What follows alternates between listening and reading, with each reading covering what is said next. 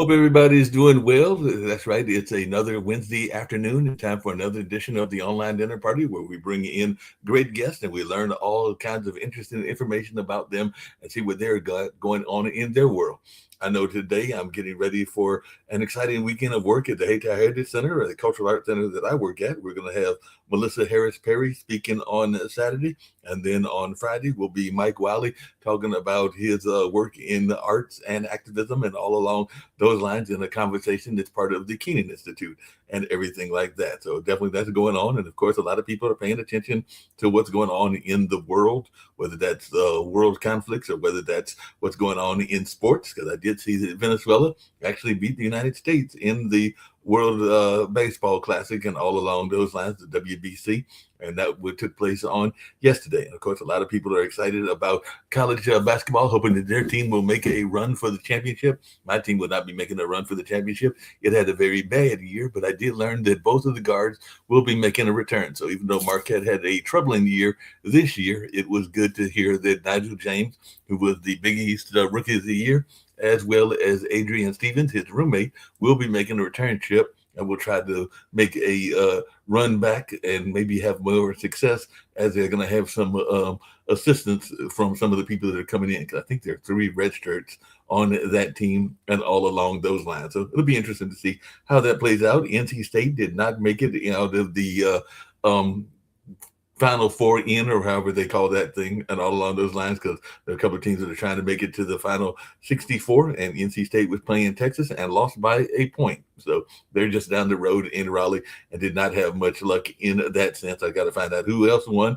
and also decide if I'm going to do some picks this year. I usually do, sometimes even in a paid pool and all along those lines. But I haven't heard of anybody doing a paid pool at one of my other jobs, which is the testing company and all in that space. But I'll find out from folks what they've got on their mind and if they're going to be doing anything along those lines as well. So we're going to find out if that's the case or not the case. But I've got Nelson Aspen with me and everything like that. And Nelson's got some rich history, and we're definitely interested in hearing about this rich history and what he's got going on in his world and all along those lines, because he's actually done some work in the entertainment field. I've been an entertainment reporter, got his lovely books out and everything in that space. Harlan has always given me great guests and always glad to have the ones that he provides me and all in that space. But I know you've got some exciting things going on in your life, and you had the pleasure of working with some people that I have a great deal of respect for, because I'm a big fan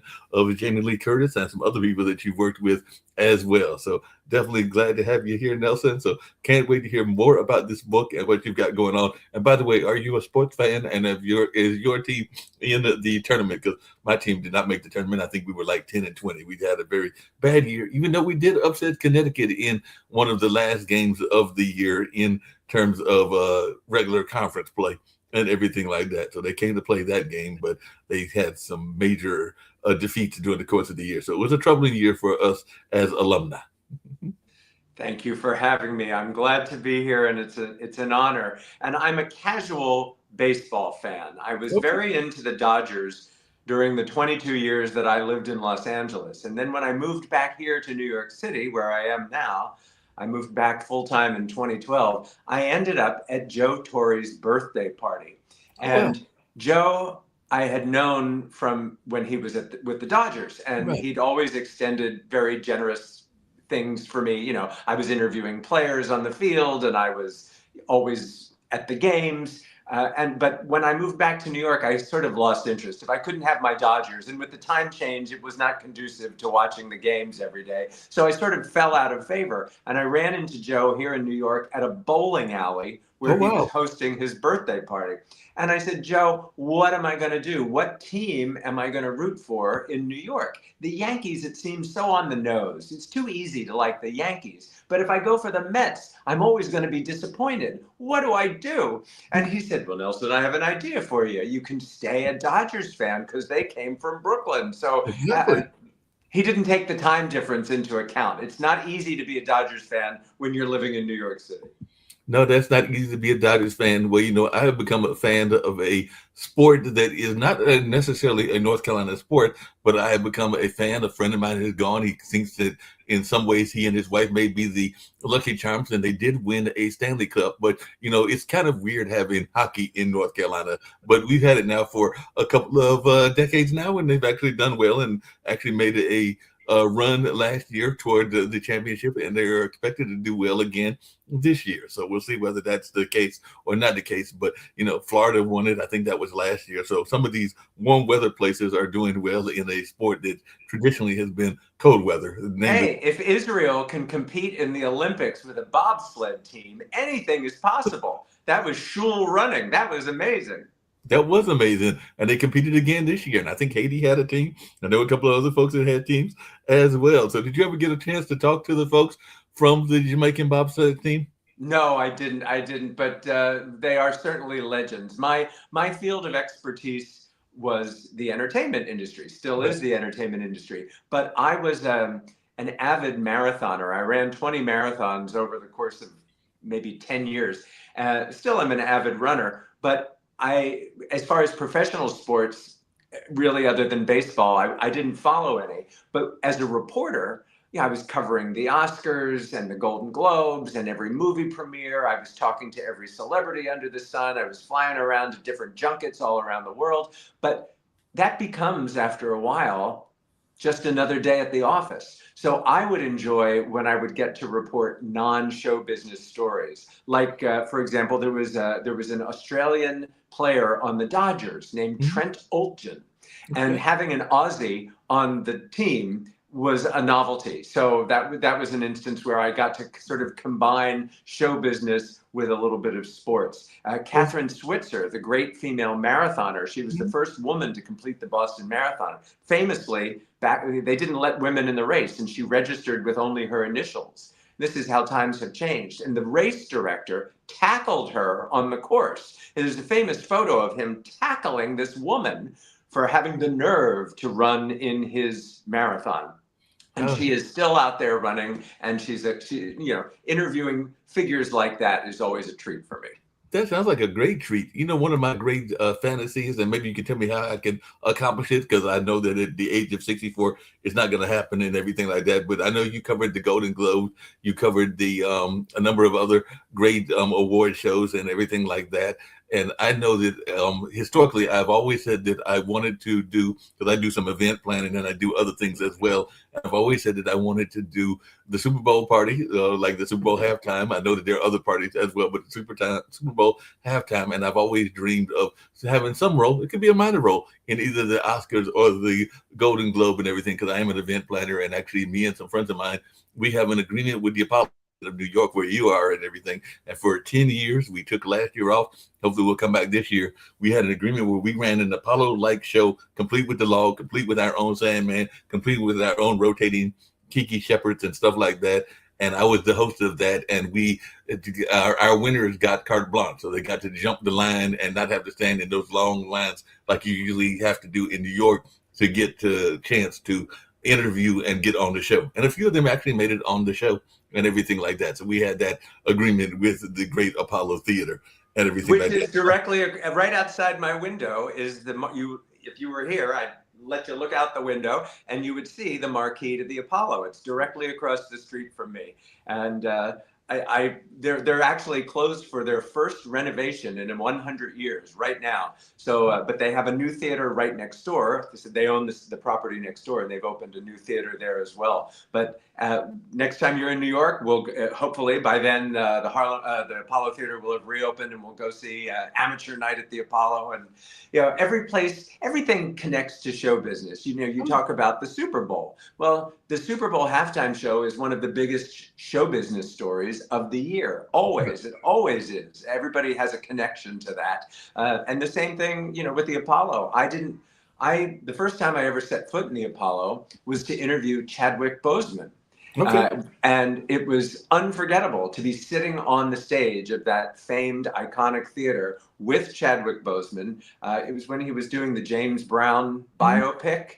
And so I was interviewing him about that. So my motto is just say yes to everything. You'll have the most amazing experiences if you just sort of go with the flow, say yes to everything, and see what happens. You got to say yes to everything, and all along those lines, you mentioned Chadwick and everything like that. I know that one of the main concerns that people have in society is prostate cancer, and that's actually what I think was the cause of his death and everything along those lines. So, did you get a chance to talk to him at all about his health issues, or was your interview with him before those health issues? It was before, but no one really, up until the end, no one was really aware of his health issues, which in a way it's kind of refreshing to come across a celebrity that doesn't advertise every single bit of their private lives on social media. So I definitely respect when there are stars who keep a modicum of discretion about their private lives and keep it private. Yeah, that's a great advice. I know that you said that I'm not sure which Jackie you were talking about, whether it was Jackie Collins or which Jackie it was, but I know that that was your writing mentor, and they tutored you on to use a real name and when to use a fake name. And I love this advice. Don't be afraid to get your hands dirty handling cash. Books don't sell themselves, which we know is very much the case, and don't shy away from the tech scene. So tell me about this mentor and everything along. Well, it's funny because I've written 12 books now, but the as far as Jackie Collins goes, I have a trilogy of books, the Dancing Between the Raindrops series. Right. The first one chronicles my life in New York City from 18 to 28. The second one chronicles my 22 years in Los Angeles and my rise to the arguably the top of my field as an entertainment reporter. And then the final in the trilogy, which just came out now, is the aftermath, the happily ever after, if you will. Mm-hmm. But Jackie, I first met, I was in my 20s, maybe late 20s, living in Los Angeles.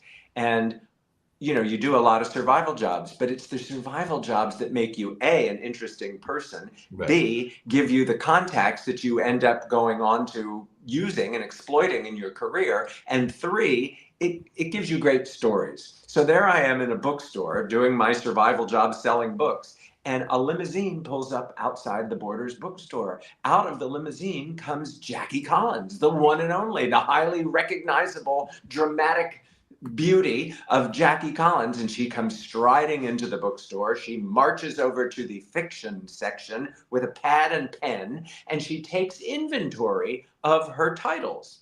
She turned a few, if you see the books on the shelves like this, they don't get as much attention as if you turn them face out. So right. She was going through the books and she was turning them face out, and she was making a list, and then she walked over to the manager and she told the manager which ones were low and which ones he had to order. And then she left the store, got into her car and drove away. A few years later, I was reporting then, and I ran into her and I told her this story and how impressed I was by her taking action as a businesswoman and doing that. And so began our mentorship relationship, because she said to me, Nelson, if you're going to write a book, what's the point of writing it if no one buys it? You have to sell your book. You may take someone out for an expensive dinner, but when it comes time to buy the book, they've got to buy the book. And you have to be unafraid to make change, like working a lemonade stand. If they give you a 20, you got to make change, and don't be afraid to sell the book. So when I started writing the Dancing Between the Raindrops series, mm-hmm. I took her other advice to heart, which was to always put a bit of sex into your book, or maybe not a bit, maybe quite a bit. Because she said, even if someone doesn't enjoy that kind of material, they will want to read it just so they can say, I don't like that. Which is actually very true, I have found. And some people love it. Some people are won over by it. They go, wow, I didn't know it could be so I'm a fan of a author that does those kind of books. I'm a fan of a couple of authors that do those kind of books, because I was a fan of Jackie Collins, but I was also a fan of Zane. So I don't know if you've ever heard of Zane or done any work with Zane, but also Nina Fox. But Zane is an African-American erotic writer that's been out there for decades and everything like that. But she's definitely one of those folks that writes about erotica in the sense that, to some degree, some people might put Jackie Collins in that the same category. Well, yes. I mean, the romance novel industry is huge. My books are not romantic, but they're full of celebrity gossip and celebrity stories. And yes, a healthy dose of adult situations. But that's life. Life is full of adult situations. Life is definitely full of adult situations. Speaking of adult situations, you had the pleasure of covering Nicole Kidman's wedding to Keith Urban. So, what was that like, and how was that? How did you get that coverage assignment and everything like that? Because that sounds like a prime assignment for somebody to get and everything like that. And of course, a lot of people are fans of Nicole Kidman as well as the country legend Keith Urban. Yeah, and they said it wouldn't last. Well, they were right. Nobody saw that divorce coming. But it's interesting because I was working for an Australian morning show with great success, and I was reporting every single day. I was on the air for 4 hours a day, reporting as part of the morning show. But I was reporting from Los Angeles via satellite. You want your Hollywood guy in Hollywood, after all. Right. And I had not been to Australia to enjoy the perks of my fame, but they called and said, well, Nicole and Keith are getting married. We would like you to come down and be our man on the scene. So I went to Australia, and it was a real lesson for me in how to handle myself professionally, because when I went down there, they installed me at the same hotel on the same floor with Keith's family, ostensibly to spy on them. They wanted me to be able to have firsthand accounts of what was going on with the Urban family. Right. And I found it very unpalatable and decided, well, I'm not going to do that. I'm going to cover the wedding, and I'm not going to spy on my fellow hotel guests. So the next day, they took me out with a camera crew to Nicole's house in Sydney. And the mission was, when she's pulling out of the driveway, to get her to look into the camera, to have some sort of interaction with Nicole Kidman. The hype, the Australians, they love their chosen few. They loved Nicole. They were very excited about it. It was not a malicious kind of hunting, but it was still hunting. It was stalkerazzi like. So there I am, a guest in this country. They're pushing me out to her house, surrounded by press. There was media there from all over the world trying to get the shot. Well, the garage door goes up, and she's coming out of the garage, and they push me out of the car, and the cameraman is literally pushing me towards her car, saying, "Get her, get her, get her." And I was just appalled. But what was I to do? So everybody's screaming her name, Nicole, Nicole, trying to get her to look up. She was very shy. She was looking down. She looked absolutely miserable. And I'm literally pressed up against the car window. The cameraman is shoving me into the car window. And I thought, instead of saying her name, I'll say my name. And I said, "It's Nelson." Because I figured if she's in Australia, she's watching me. Everybody watched that show in the morning. So if she was watching TV in the morning, she knew me. So I went, instead of saying Nicole, I said, "It's Nelson." And she looked up, and we got this wonderful shot. And then as I made eye contact with her, I mouthed the words, "I'm sorry." And off she went. Then the next day I covered the wedding, and it was great. And I flew home with Naomi Watts and Nicole's kids, Connor and Isabella, the two kids she adopted with Tom Cruise. So we all flew home together, and we had that bonding experience, became friends. But the lesson I learned was, don't take those assignments. And it was good for me. It was a good learning experience for me.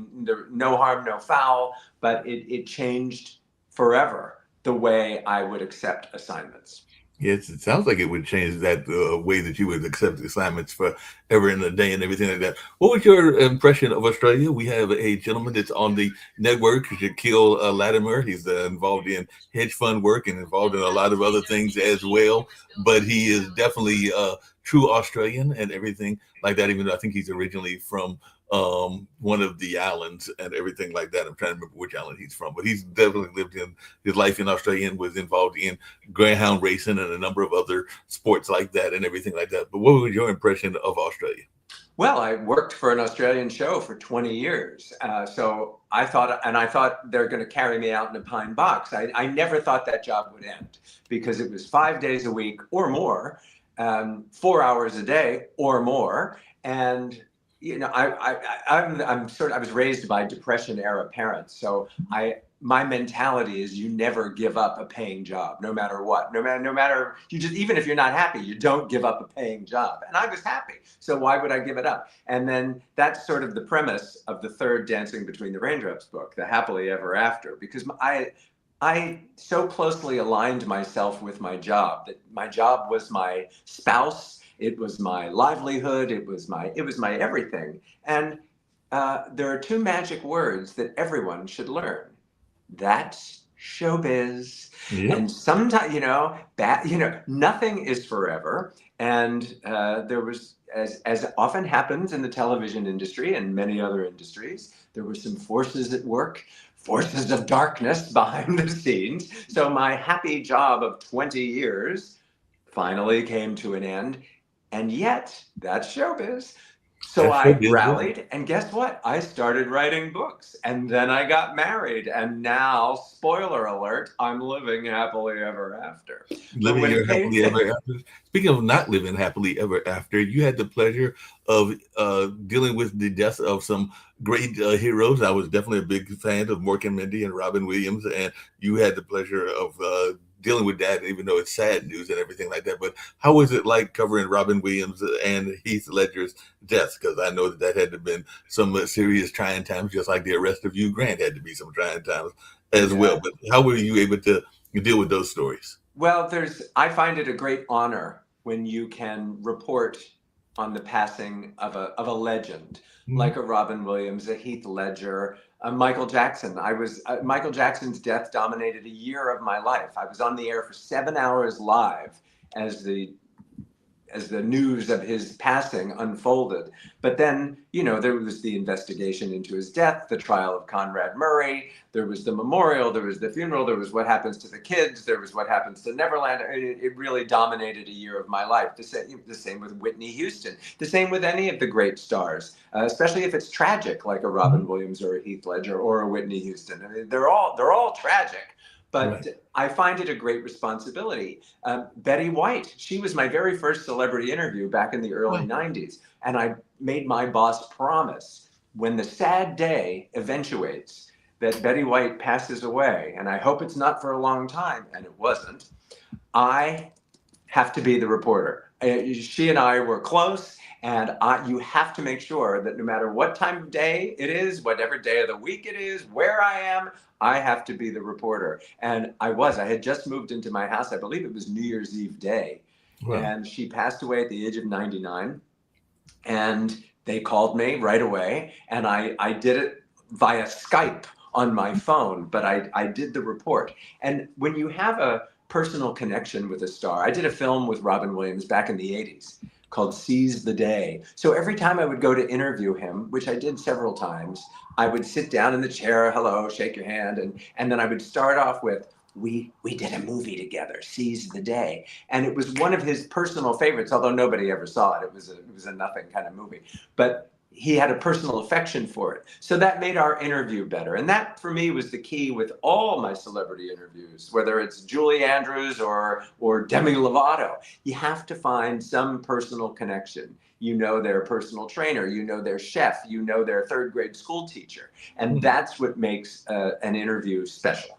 No, that definitely makes an interview special and everything like that. Did you ever have the pleasure? And I'm asking for a reason because I remember when he passed and everything, and I'm thinking that you were probably a kid. I know I was a kid when it happened, of interviewing any of the Elvis clan. Because I know when he passed, my grandmother, who was living at the time and started the first African American library in Raleigh, North Carolina, we were at the Disney World and learned about the death as we came back from watching, hanging out as kids. My brother is 7 years younger than I am, so I was probably a teenager at the time, and I want to say, well, he might have been about 7 or 8 or something like that when Elvis passed away. And then, like I said, we were out there at Disney World, and when we came back, we turned on the TV, and they would talk about Elvis's death. So I was wondering if you ever had the pleasure of talking to, say, the Priscilla Presleys or any of the other folks that were associated with the Presley family.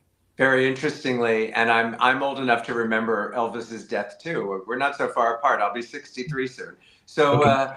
I was invited to Graceland to cover what was this? Oh, it was for Lisa Marie's, was doing an album. This was not too long ago. She was doing she was releasing a new album of, it wasn't duets, but it was Elvis's gospel. It was gospel music that Elvis had sung, and Right. she was recording her version of it. I think there was one duet that she did posthumously with him, where they, you know, Mhm. like Natalie Cole did Natalie with Cole. Nat King Cole. It was Right. one. I think it was one of those situations. Anyway, so I go down to Graceland, and it was the day they were just finishing building a chapel on the grounds of Graceland. They had never had a chapel there before, and what was interesting was the Elvis wedding chapel in Las Vegas was so popular. I think Graceland wanted to capitalize on the wedding market. So they built a chapel. And literally, I interviewed Lisa Marie. It was the first time she'd ever walked into the chapel. It was brand new. They were bringing the benches in when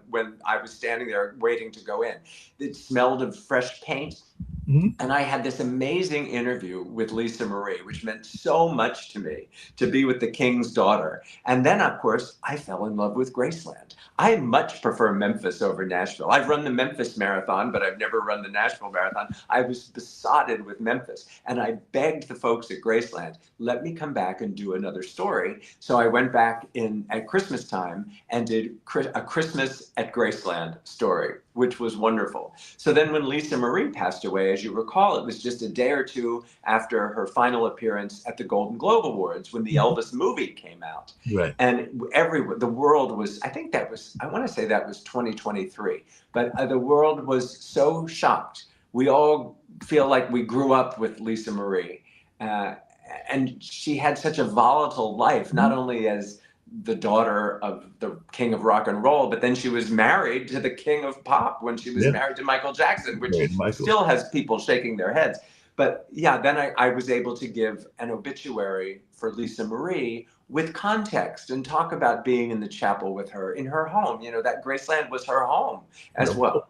That was totally her home and everything like that. How important, because one of the places I work at, I kind of alluded to it earlier when we started this show and everything, is the Hayti Heritage Center, which is a converted church and it's a cultural arts center and everything like that. Just celebrated its 50th anniversary. And I've been working with them for about 25 or 30 of those 50 years and everything like that. But I was just wondering your take on historical venues, because there are a number of very important historical venues, both in LA, and we kind of talked about the Apollo in New York, but I was just wondering your thoughts around historical venues and their importance to the entertainment landscape. Oh, it's amazing. I mean, I've got the Apollo on one side of me, and I've got a place called the Firehouse Theater on the other side of me. And I live in a very modern, high-rise apartment building, but I'm right smack in the middle of Harlem. But we live side by side with history, and to me, those are my favorite kinds of cities. Los Angeles is, there's no, as wasn't it Gertrude Stein who said, "There's no there." And I do have to, I had a wonderful 22 years in Los Angeles, and it gave me a lot of gifts professionally, but she was right. There is no there. One of my favorite cities for that is Dublin, Ireland, because Dublin was never touched by the war. It never got bombed out in World War II. So you have actually ancient buildings. Ancient history is in Dublin, right next to very modern, extraordinary architecture, and it lives side by side.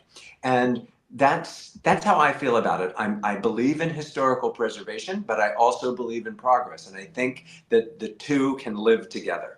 No, they can definitely live together. There's no doubt about that and everything.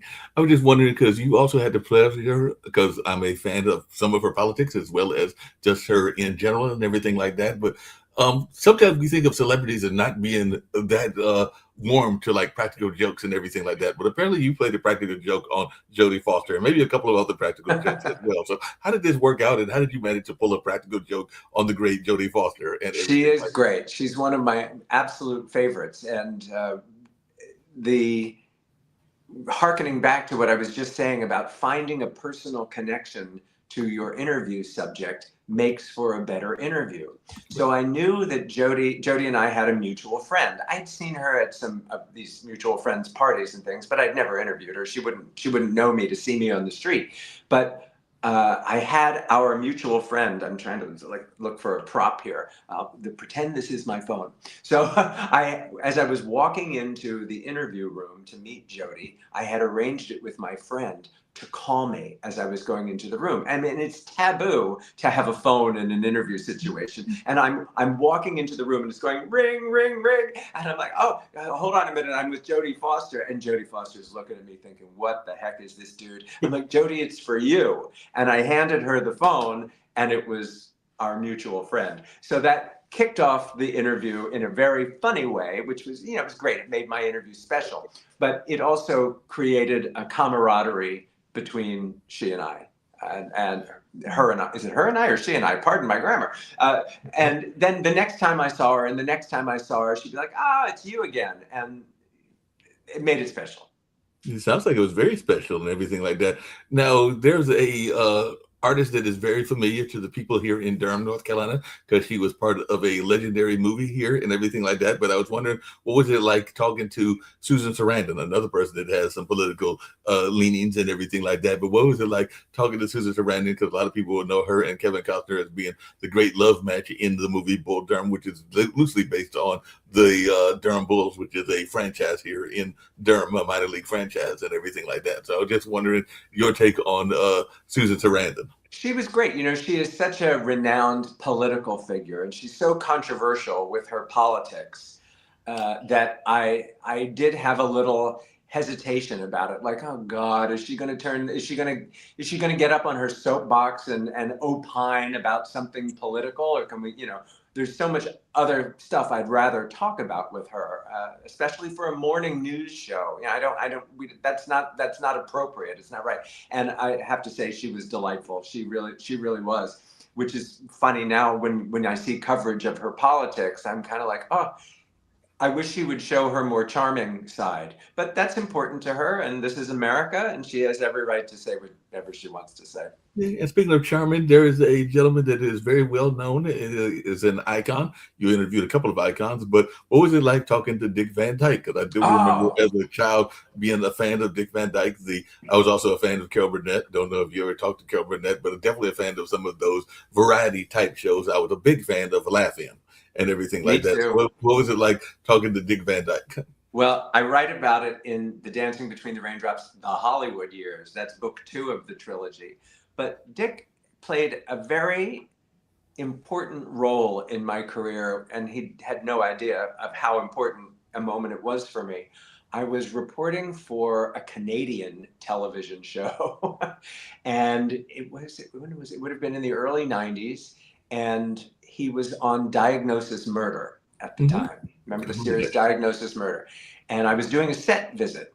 And I was really just very new to the reporting game, and I couldn't even afford it. I had this secondhand car that didn't always start on the first try. I was lucky I made it out to the studio for the interview, and I got there, and I interviewed him on his lunch break. He just he was everything you wish Dick Van Dyke would be. He was. And what was remarkable to me, because I was still learning my way as a journalist and as a conversationalist. And what was amazing was, as I would speak, he would actually listen. And not all celebrities do that. He would listen so intently, so well, that he would then respond. And we actually had a conversation back and forth, which is not always the case. It's usually you ask a question, you get an answer. This was a conversation. When it was all over, I got back in my car, my putt. I'm lucky. I don't know how many times it took me to start it to get out of the studio lot, but I got out of the studio lot and I was driving on the 101 freeway back to my home in Hollywood. And I thought, this was the moment I realized I'm doing the right thing. I set out to be an actor. I got sidetracked in the fitness industry. It's easy to not be sure of where you fit when you're 18, 19, 25. But now here I was, and it was Dick Van Dyke that made me feel like I was on the right track doing the right thing. Sounds like it. You mentioned the fitness industry, and I do remember Richard Simmons and, of course, a number of the women that were in the fitness industry as well. So what was it like being in the fitness industry, and how did that play into your Hollywood life?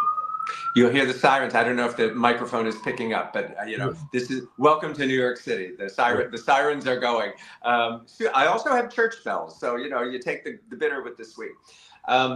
Fitness industry. When I was trying to break out on Broadway, I moved to New York when I was 17 years old and determined to be a Broadway actor. You have to do things. So one of my survival jobs was becoming an aerobics instructor. I went and got certified as an aerobics instructor. I knew I'd be a lousy waiter, but I thought being an aerobics instructor would be good. I became a very popular aerobics instructor, so much so that when I moved to Los Angeles, I kept up with the aerobics.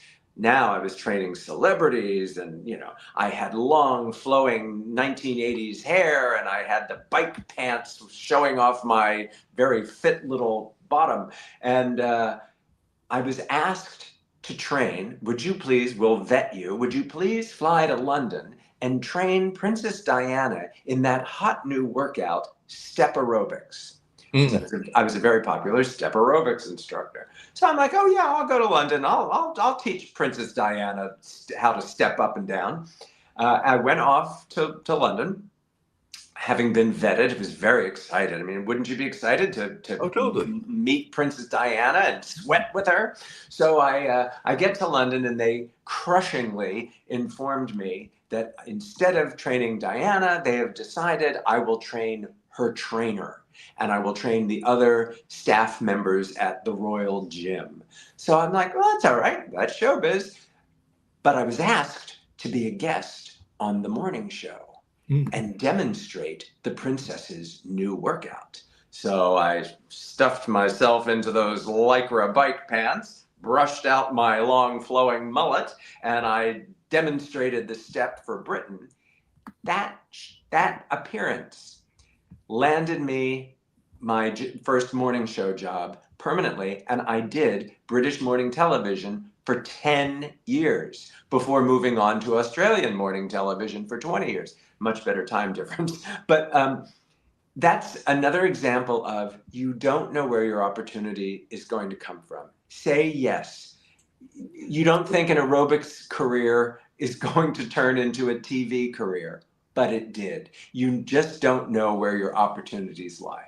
Well, speaking of saying yes, I'm gonna bring another friend of mine in really quickly. I think you'll enjoy her. She's a dancer and an artist from this area and everything. I think she spent some time in New York, if I remember correctly, but she can correct me if I'm wrong and all along those lines. But Adrienne Woods Valdez has definitely done a lot of work in the community and all along those lines. So looking forward to hearing her thoughts about a number of these things that we were talking about and all along those lines, because she usually does Women at Work, which is a celebration of women artists. And in the last 10 years, it's been at the HI Heritage Center, but this year it'll be at a different location, a variety of locations, I believe, and everything like that. And then hopefully we'll come back to the center and everything. So share a little bit. I'm talking to Nelson. Nelson is a longtime reporter of entertainment, and he's had the pleasure of interviewing everybody from Michael Jackson to Betty White to a number of other folks as well. So share a little bit about your story and where you came from. I believe it was New York, if I remember correctly, but correct me if I'm wrong. So hi, Mark and Nelson. Hello. And Nelson, we don't know each other personally, but I love hearing your story. And and I had a stint with aerobics, or sort of filling in. So I remember that time period was a Jane Fonda fashion wear. I was modeling her clothes in a department store. And so that brought back some fun, memories from that time. You had to be there. That was a time period. That's right. You had to be there. So, but thank you, Mark. Yes, I'm Andrea E. Woods Valdez, and I'm originally from Philadelphia, and I moved to New York City right after I graduated from college. So most of my life was spent in Brooklyn there, and I'm a very, very proud of Brooklyn. When people say New York, I say Brooklyn. So I've been here for a little over 17 years now. So I've totally embraced Durham, and I have family from North Carolina, ancestrally 5 generations back. My family's from down here. Our family reunion is down here, but I didn't come to know North Carolina until I was an adult. So I'm in it, but I didn't, come up in this beautiful environment. So, yeah, those, being here. One of the first things I did was get connected to the Hayti Heritage Center when I moved here. I think in 2009. The Hayti has a reputation beyond Durham, and it's a designation. It's a go-to site. So even from New York, I was thinking, I hope someday I have a chance to be in that community. Not thinking that, I think Women at Work that I was co-producing with the Hayti. This is our would be the 9th year. We're doing something a little different because of the restructuring, but we made it through. Even COVID, we did online. I found some videos from that. We set up like a streaming in the performance hall, but people then were in their own homes. Christy Vincent Johnson was teaching a step class, so everyone was individually in different places. And the hostess, Kimberly McCrae, was at the Hayti. It was amazing that we made that happen. So being live, being with people, being in the spaces, being in action is a thrill. Mark, you never would have guessed that a step class would be the theme of this episode. You never can tell what the theme will be. I know one of the things that we talk about oftentimes is survival and all along those lines. So this is for both of you. How have you been able to maintain a life? You, Nelson, as an entertainment reporter, and you, Andrea, as a dancer and performer of your own right and an educator, because I know a lot of times people are saying, well, I got to work at DoorDash, I got to work at Grubhub, I got to do this and that, and can't really just make it on my art alone and everything like that. And you kind of alluded to it, Nelson, when you said it is show business. So it is a business aspect as well, but people forget the business aspect oftentimes. So at what point did you realize it was a business, and how did you get by without having to do the gig jobs? Or maybe you did have to do the gig jobs, because I know I've got like 3 or 4 jobs.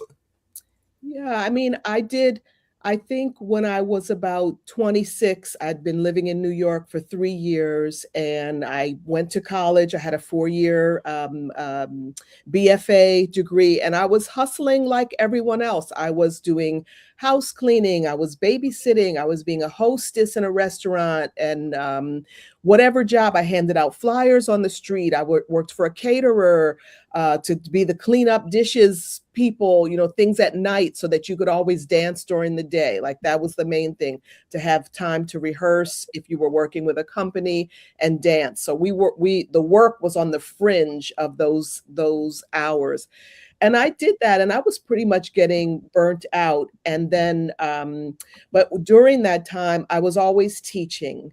And that was something that my parents honored. When I went on tour, and I worked with Bill T. Jones, Arnie Zane Dance Company. That's Bill in that picture back there, the black and white picture. I would come home from Brazil and Germany and Portugal, and my dad would say, well, do you have any teaching jobs coming up? I was like, oh. So, but teaching and working with young people, that is part of the secret. When young people come to you, it's like they make an investment in you. They say, I want you around me. And a relationship with, a creative, a scholarly, and artistic relationship with young people has to be mutual, because they know when the energy isn't good, when the wisdom isn't right, they know, and they'll turn away.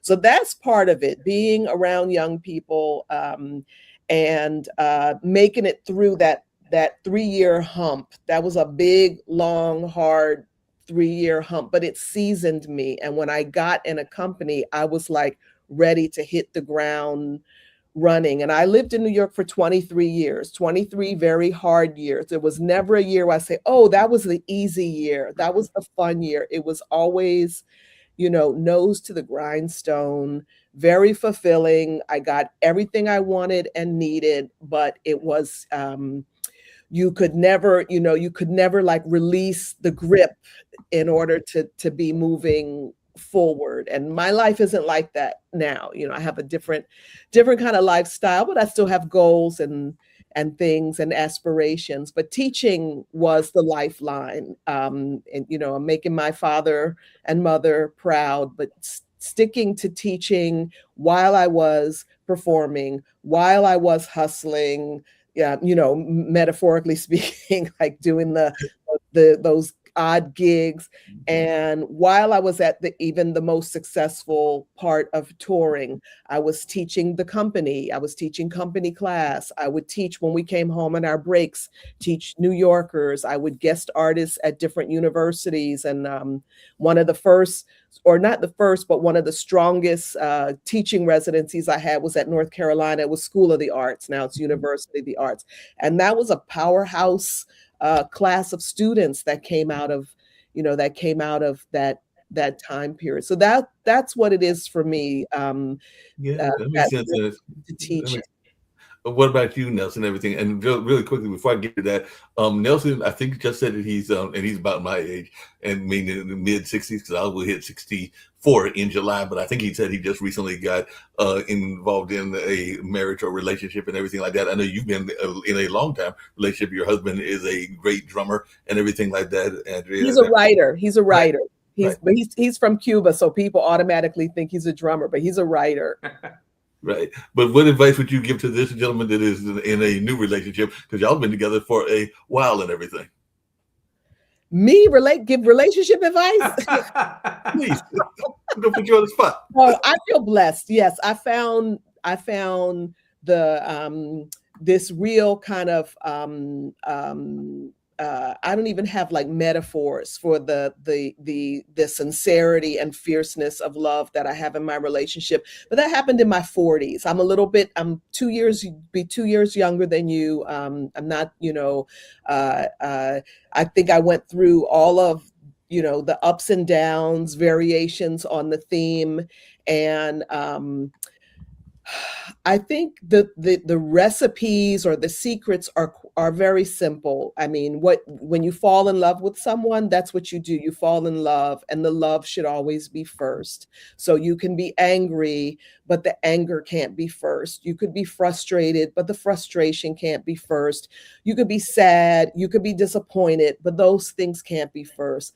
The love always has to come first. And even on my most, I have a very active, like reactionary, when things happen, I say something and I'm like always apologizing because just things, they just flip out of my mouth.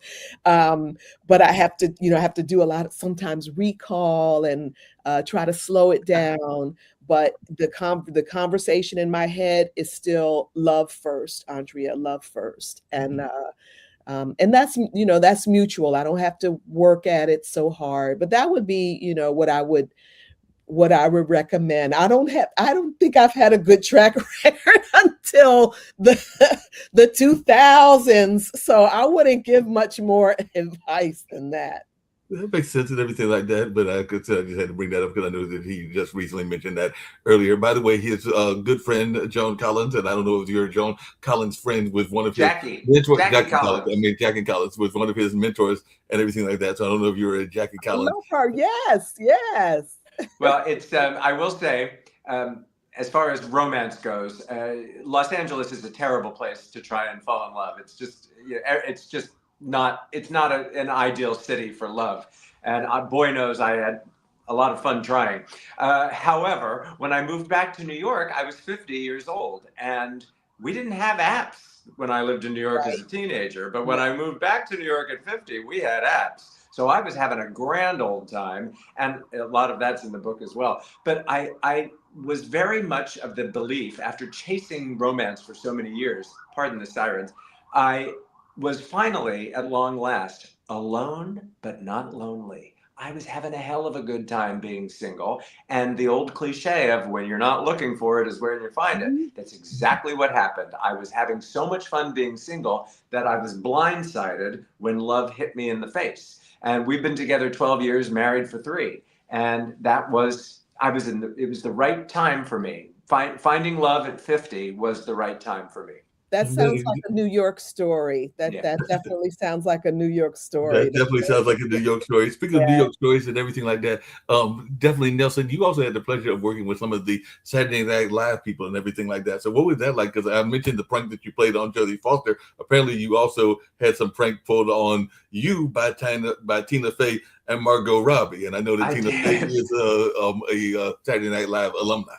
Yeah, when I went in to interview those two ladies together, and I was prepared for the interview. What I wasn't prepared for was, as soon as the cameras were rolling, they had this all cooked up that they were going to turn the tables on me by interviewing me. I think whatever the project they were doing, one of them was playing a reporter, so that was their joke. And Margot, of course, being Australian, knew me from Australia, so she was trying to do that, and it was fun. It was a fun little gimmick to be the subject of the interview as opposed to being the interviewer. And as Andrea mentioned, her own history with Jane Fonda workout gear, I should point out that when I did move to Los Angeles, I worked for Jane Fonda's workout studio in Beverly Hills. And so Jane was my employer, although, you'd see her coming and going, but I didn't know her until maybe about 6 or 7 years ago. She and Robert Redford did their fourth and final film together. And I went in to interview both of them. I mean, two legends, right? So, but when I sat down with Jane, I said, Jane, and that's when I was able to say, do you remember me? You were a great boss. Do you remember I worked for you? And she was so flummoxed. And we got into a whole conversation about her aerobics studio back in the day. And that, to my point, being, take whatever job you need to take to make ends meet, or just because you have to or because you can. Take these jobs. Who would have thought that job on Robertson Boulevard in Beverly Hills in 1986 or whatever it was would pay dividends 35 years later in a room with Jane Fonda? You just don't know when these things. Keep a journal, because you don't want to lose track of these things. Yeah, you never know when they might come back. Go ahead, Andrea.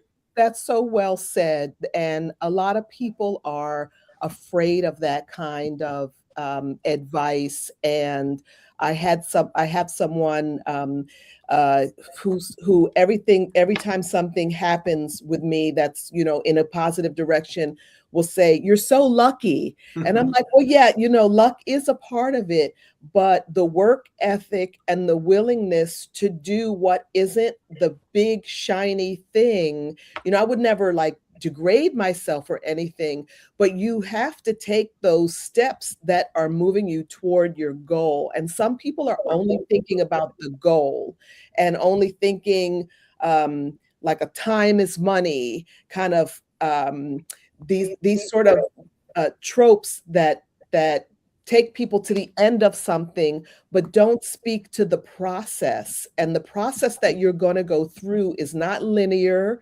It's not like stair steps. It's not always a step forward. You might have to go a little side to side sometimes. But that ability to see through something toward your goal, to see it as an opportunity, is something that kind of journal.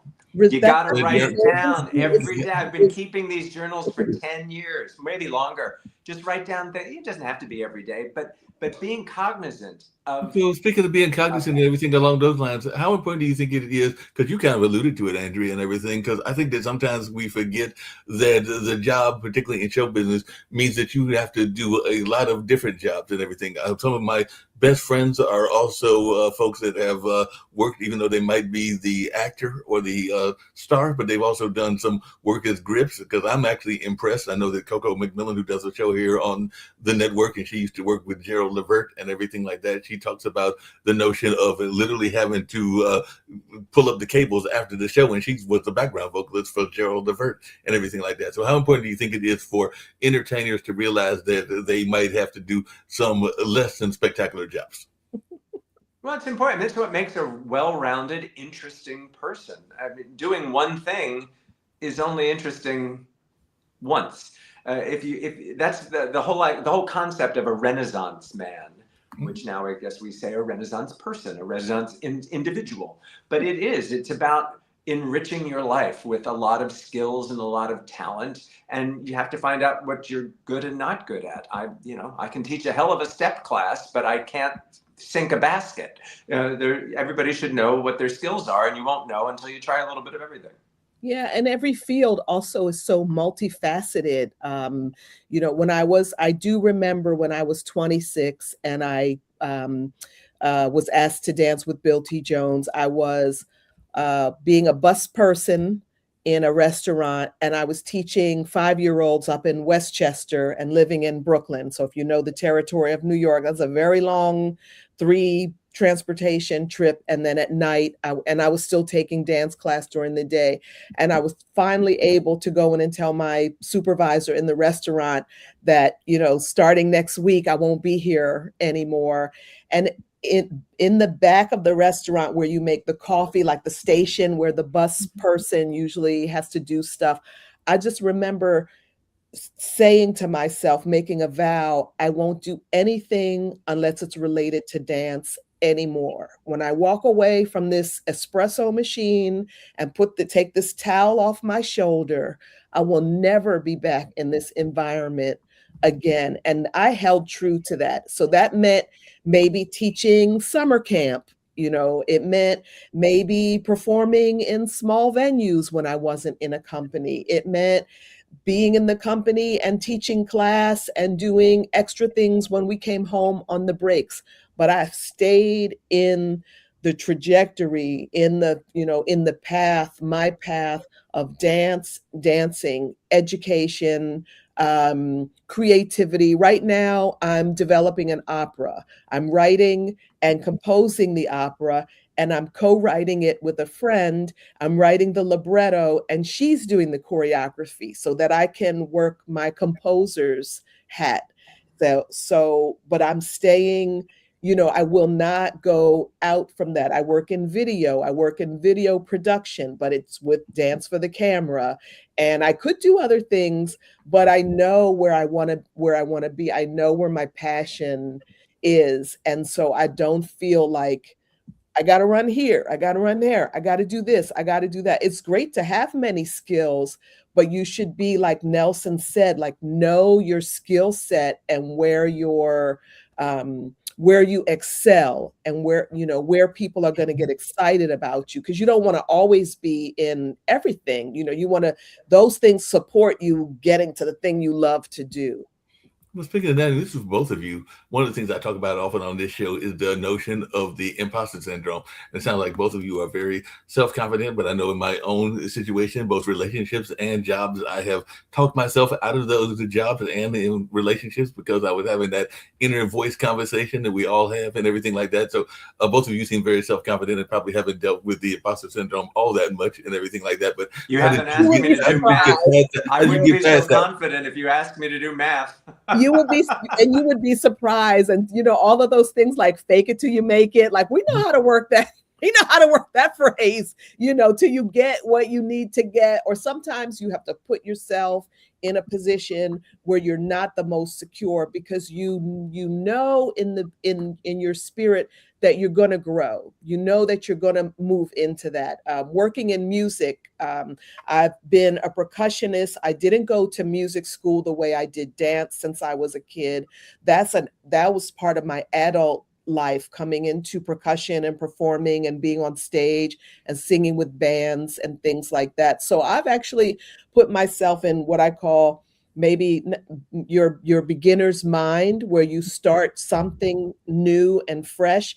And that's been going on for a couple of years till I got to the place where I had to start to claim it and say, you're starting to produce, you're making work, you're teaching in some aspects, you're developing something, people are listening to you. Claim this thing. Stop, being in the background, like, oh, I dabble, in music, push it forward. But imposter syndrome is the biggest threat. It's always there. You have the little thing on your shoulder that's saying, you don't know what you're doing. Everyone else knows, but you don't know. Who are you fooling? Blah, blah, blah. And you have to take that thing and go like, psh, and then close the window on it. And it's out there going, sometimes you just got to slap it and everything along those lines. Slap it. Nelson, what's the best advice you've been given from some of these various entertainers you've interviewed? I'm thinking you've probably interviewed close to 1,000, and we've mentioned some of them like Michael, and I think he might be the even interviewed Prince back in the day. But what's the best advice that you've gotten that you can recall from a celebrity? I don't think I've ever gotten any good advice from a celebrity. Mother and dad, yes. Celebrities, not so much. However, I will say I prefer interviewing the mature stars like a Clint Eastwood or a Julie Andrews, an Anthony Hopkins, because they have no filters at that stage of their lives. They're confident with themselves. They know who they are, and they're not so self-aware the way that a younger star may be. That they're able to relax and give you a good interview. They also, the older folks, have the better stories to tell. The older you get, the better stories you have. So I think that is the lesson I have learned. I love getting older. I don't love everything that's associated with it necessarily. There's an ageism is a very real factor in television. Yeah. However, the hair isn't there anymore. But I love life, and I love my age. I don't have any issues with my age. People are, you really might want to pipe down about your age. I'm like, are you out of your mind? I love my age. Yeah, you've earned it. We've earned it. 60s is a great age and everything like that. And sometimes it can be the new 40s or the new 30s, because I love when they have those phrases about what age is the new this or the new that and everything like that. But Nelson, I do have to ask you, because I have run across some celebrities, and I'm sure that Andrea has as well, that most of the time they are very nice, but there are some that you're sitting there going like, you need to put a check on yourself. I won't name any names, but I used to go to the National Black Theater Festival, and there were a couple of them that were very much nice folks. I loved Antonio Vargas, who is the Huggy Bear, but there was others that I won't name that had a little bit of an attitude. I'm sorry, I missed the last couple of words of that because of the siren going. I heard the siren in the background. Yeah. I was just wondering, how do you do in your interviews? How did you deal with those that had a little bit of an attitude? Because we do know that sometimes celebrities have a little bit of an attitude. So I'm sure there were some. There are those that you featured in the book that were wonderful, but I'm sure there were others that you were sitting there going like, "Can this interview end?" Yes, as well as an interviewer, you're usually fighting for more time. You want as much time as possible. Right. However, there are certain celebrities where you just can't wait to get out of the room, and they're rare. I would say that might be just 1%. Right. Most of them are terrific, and they know how the story goes. But then there are other times where I've only ever ended 2 interviews early because it was just like, I'm not getting anywhere here. Stop wasting my time, Reese Witherspoon. Stop wasting my time, Stanley Tucci. And I left. I was like, thank you very much. My time is valuable too. So that's you have to have self-respect. Just because you're sucking up for the interview, you got to get the interview. And sometimes Vin Diesel may keep you waiting for 7 hours, but if you don't get the interview, you got no job. However, I'm not going to keep it a secret that Vin Diesel kept me waiting 7 hours, or Justin Timberlake kept me waiting so long I missed the flight out of Vegas to get home. Like, that's rude. I'm on time. Was I late today, Mark? Nope, you were. No, I'm never late. You were on time and everything like that. Now, I will say that there are some great stories that are come the entertainment world that are fun stories to tell, because I'm going to mention 2 legends that came to Hayti, speaking of the Hayti Center and everything like that. Ruby Dee did her My One Good Nerve play and everything like that when she was living, and at the time, Ossie Davis was still living as well. So Ossie Davis actually surprised her by coming to the Hayti, and I think that was when Diane Pledger was there. So the Deltas might have been the sponsors of that particular event and everything. So he surprised her on their anniversary, because that's why she was doing the play, was on their anniversary date. So they were a great couple. They were a classic couple. Oh, yeah, they were definitely a classic couple. Like I said, I had the pleasure of seeing them in Winston at the National Black Theater Festival. I don't know if you ever had the pleasure of meeting Mickey Grant, but she was a great classical person as well. She considered me almost to be part of her family and everything like that. And she's the one that wrote like that, teamed up with Tud Turkle and some others in terms of being a writer and everything like that. But yeah, she was another amazing lady that was the good stories that are told. Now, we know there's some sad stories, because we also had a blues singer that got in trouble because of maybe not paying their child support. And we'll just leave it at that, and y'all can do the research into who that may be or may not be and everything like that. But yeah, they got in trouble at one of the concerts. Andrea, what have been some of the people that you worked with in New York? Because I know you worked with folks in New York as well, and you mentioned Bill T. Jones. I was a big fan of Bill T. Jones, and of course, I was a big fan and considered him to be almost like a family friend as well as a mentor in some ways of Baba Chuck Davis. So, what was it like knowing Baba Chuck as well as Bill T. Jones, and who were some of the other people that you worked with in New York that Nelson might know? Yeah, it's a beautiful atmosphere. I come from the modern dance. Oh, is that you, Nelson? A lot's going on there.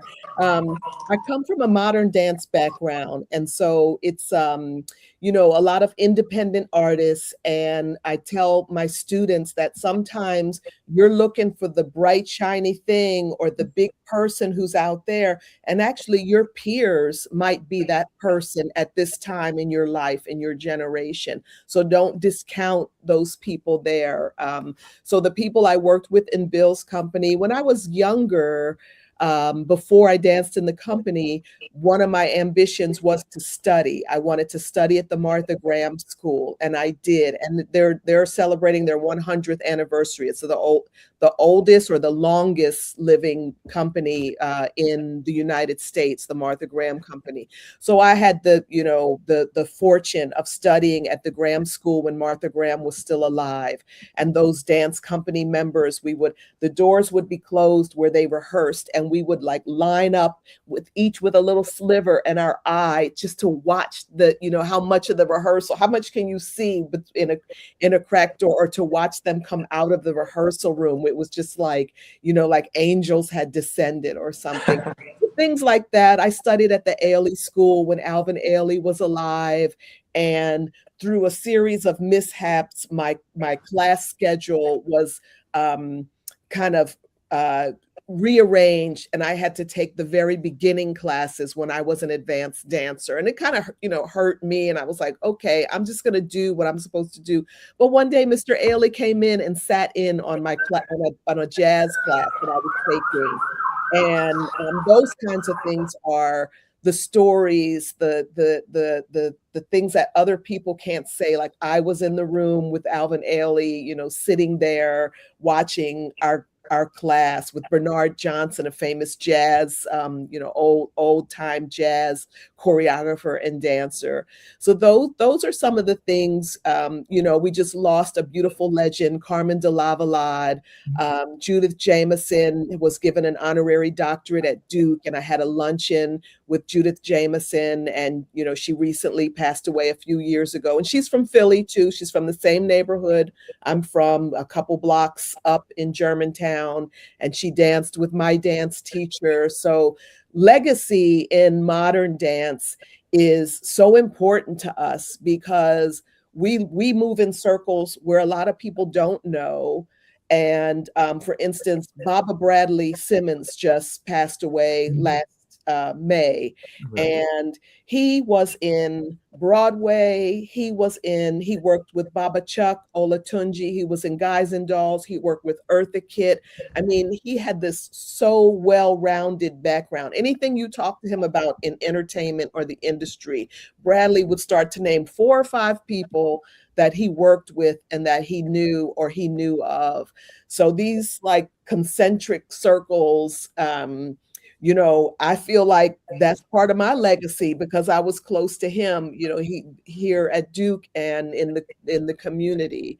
So I claim ownership. The next person that mentions Nelson's name, I'll be like, oh, Nelson and I, we go way back to Wednesday the 18th. We're all this is doing, Andrea, is making me think you've got to come over for coffee because okay. I need to talk to you about Gwen Verdon. I need to talk to you about my father being the milkman in Frankfurt, Philadelphia. I grew up in Westchester, so degrees of separation. You have a little Philly accent. You never lose it. The Appalachian still comes out. I'll have a Coke and a hoagie. We have to be in the right. But probably just in cousins and everything like that. Hey, Nelson, just really quickly, you also got this book that I'm a fan of Mother Nature. I try to get out and enjoy it to some degree. And apparently, this magnificent Mr. and Miss Mabel is the story of two trees in a Harlem penthouse garden and everything like that. So I've got to learn more about this particular book and how the trees play a role in this particular book and everything like that. Because I'm a fan of Mother Nature and will try to get out and enjoy some of the. I even got the Merlin app on my phone so that I can recognize what the birds are and everything like that. And actually, a fellow art friend of mine from DC who was very, very much involved in our arts community, Daryl Stover, is who turned me onto this, along with one of our past TV anchors, Anthony Wilson, who is now retired from television and everything like that. But they both turned me onto this app and everything like that. So tell me about this particular book. Well, it's coming out. The Kindle version is available for pre-order now, but the book will be coming out next week. It's called The Magnificent Mr. and Mrs. Maple, and you do have to write about what you know, and it takes place on my garden terrace overlooking the Apollo Theater. And it's the love story of my two trees. And it is a children's book, but it's also, the theme of it is about what defines a family. And a family does not need to all live under the same roof. You can still be a loving family without always living together. And so it's not only a message for kids, but I find it's a very positive message for older folks who are facing relocation. So the book is coming out for Earth Day because of the plants, but I'm going to be reading it and sharing it with the very young and the very old. The foreword is actually written by New York Times gerontologist Carrie Bernight, and it's a great message. And people thought, oh, well, you write these rather racy books. Can you write a children's book? And yes, I can. I can do two things at the same time. And I'm very proud of the book, and it's for all ages. My Dancing Between the Raindrops books are for adults only, but the Magnificent Mr. and Maple is for everyone. Speaking of books for everybody and everything along those lines, and this is for both of you, because I had another guest on a special edition of this show not that long ago and everything like that. And we were talking about the power of play. And I've got a friend, IPC, I Paint Creatures, and I worked with him on a troupe, like an audio troupe that was talking about the power of play and everything like that. And it seems like sometimes we've gotten away from that power of play and trying to push adults into being, push kids into being adults too quickly and everything like that. So I just wanted y'all's thoughts about the power of play and the importance of creativity, because then both of you are very much in the creative field. And I sometimes think that we don't do a good enough job of encouraging our kids to stay playful and to stay fun in their lives and everything like that. So I just wanted y'all's take on that. My life is a playground. That's been my approach to life for 62 and a half years. I just look at life as one big talk show, and we're all each other's guests. So if my life is framed by pop culture and television that I grew up with. So it's a very theatrical world in which I operate, and we're all co-stars. Yeah, and imagination. I mean, that's one of the things that you can't teach someone to use their imagination. You can provide opportunities for that to happen, but you can't, get it into someone. And I have a magnificent imagination. I have to call it back sometimes. I'll just, be thinking of things, but giving people time to imagine, giving people time to not always have the answer. We're really in a response-driven society. You should always have the answer, the right answer, the trending answer. And if you don't, you can just automatically get it and be the person with the information. It's not knowledge and it's not wisdom, but you can call up the information in a second. And sometimes it's good to say, I don't know, or, kind of hypothesize or wonder is probably a better word, to wonder about things, or to speculate, or to make it up, or to lie a little bit. Those are the kinds of things that we should all have an opportunity to do, especially young people, or we're working with young people. We shouldn't be insistent that they get it and get it right, that they know it and they always know it. And we should be proud of people who say, I don't know, but I want to figure it out. I'll get in there with you and we'll do it together. We'll figure it out. We're not all experts all the time. So I think play, imagination, and just just having the wonderment of life. If you miss out on that, I mean, I love the name of your book, Nelson. I just love when you said the title, I hadn't thought that it would be about tree, and I'm a tree person. I'm definitely a tree hugging person. And the opera that I'm writing is about water, and it's about a little girl, and she knows that water is our survival, and so she goes on an adventure, a journey, and there's a crocodile that flies and goes through the air, and she goes through different landscapes on the tail of the crocodile, and then dives into the water and comes back up on the Gullah Coast and dances a ring shout. So that was just in my imagination. I thought, what would it feel like? I've touched an alligator before. I have a photo of that in West Africa, in Ghana. And I thought, what would it feel like to really hold on and go for a ride? Like, what would that feel like? So imagination. Yeah, imagination is very important and everything like that.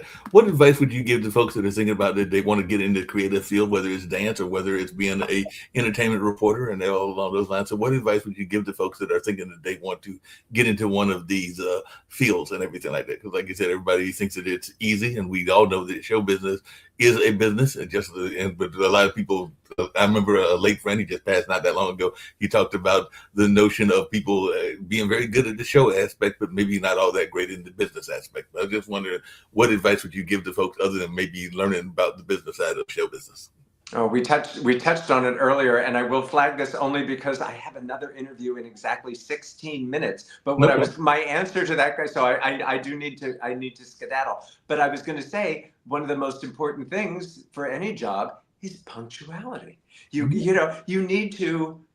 It may not be fun to be like I just think like Vin Diesel, chronic late person. It's a terrible sign of disrespect to be late to somewhere. And I think that is important for any job. Show up on time, be prepared. I didn't know how to be an entertainment reporter when I started out, but I showed up on time. I listened. I did my work. I worked hard, and that's how you learn anything. That's what you have to do when you go to school. You can't go to a dance class, Andrea, and show up late. I don't think they'd welcome you in late, would they? You missed the whole combination. You wouldn't know how to do the dance if you show up late.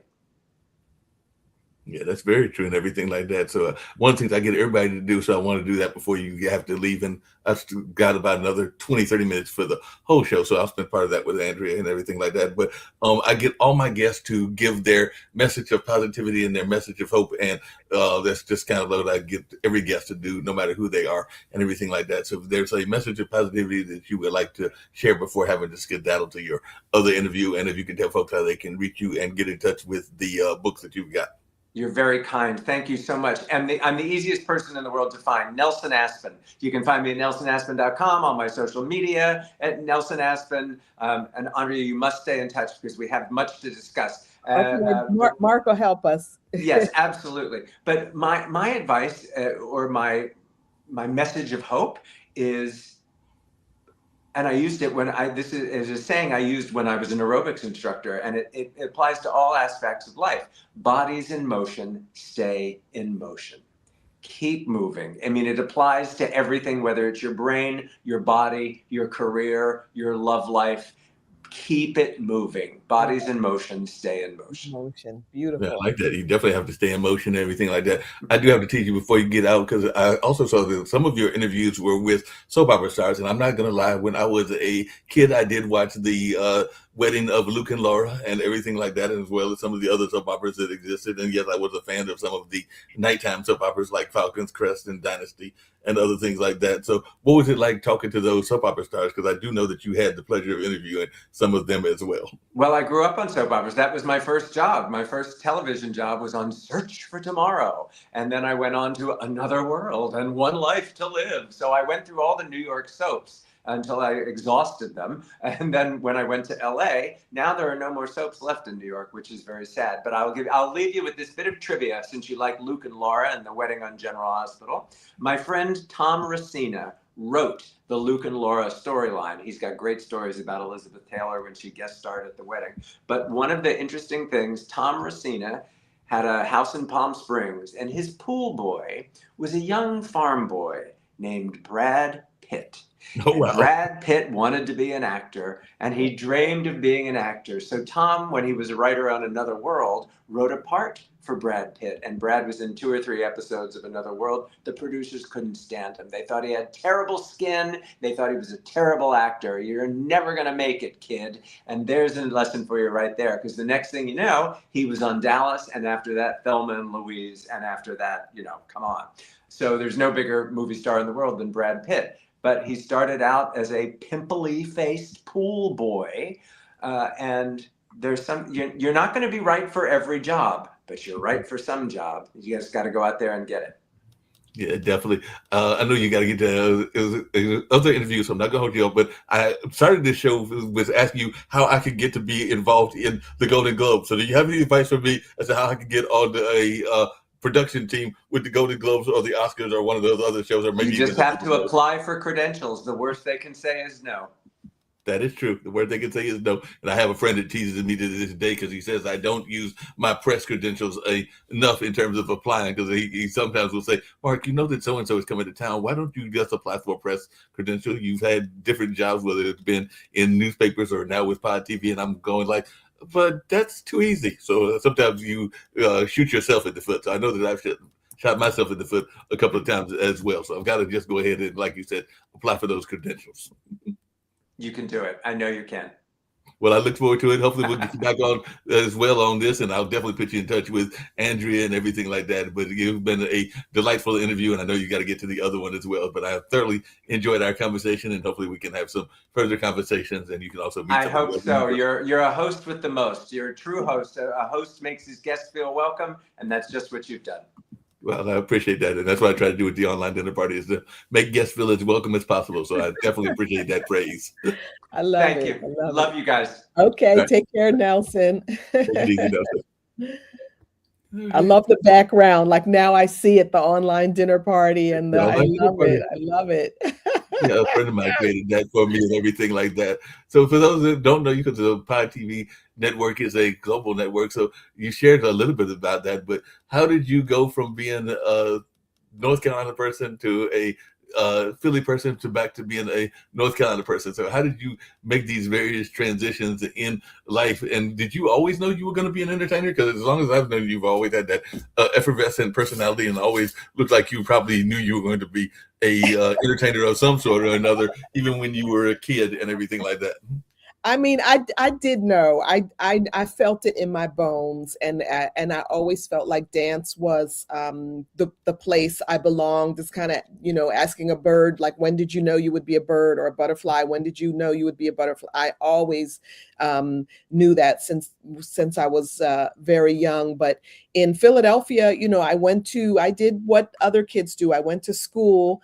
And maybe what all other kids didn't do is I went to ballet lessons after school. I did gymnastics, I did swimming, I did piano, but the things start to fall away as your studies get more difficult in high school and your time is a little more limited. And ballet lessons, well, we did other types of dancing, but that was the consistent thing. I danced at a small school called Germantown Dance Theater. My teacher, Jean Williams, she taught all the styles of dance. We did ballet, jazz, tap, clogging, point, and her jazz had a little bit of Catherine Dunham technique in it, which I learned later when I did some of those exercises. I was like, Jean was incorporating this. I don't know where she was getting it, but and a lot of musical theater.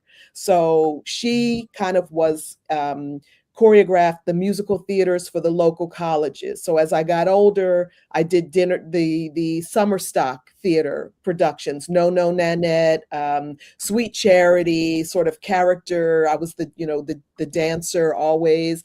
And somewhere around college, when you start to stop having other people form your identity, my own identity started to form as a modern dancer. And that was when I was introduced to a second time to the Graham style of dance. And I had it in Jean's school a little bit.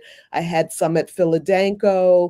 And then in college, with the teacher, Judith Leifer. Mhm. And it was the musical theater classes had, maybe 30 students, and we're all competing and we're trying to wear the like highest cut, lowest cut, be the one in the front, get the attention. And the modern dance classes would be maybe 6 students. And there was no music. The teacher had a drum and she would hit the drum and you would move on the drum, boom, and you do something emotional, boom, boom.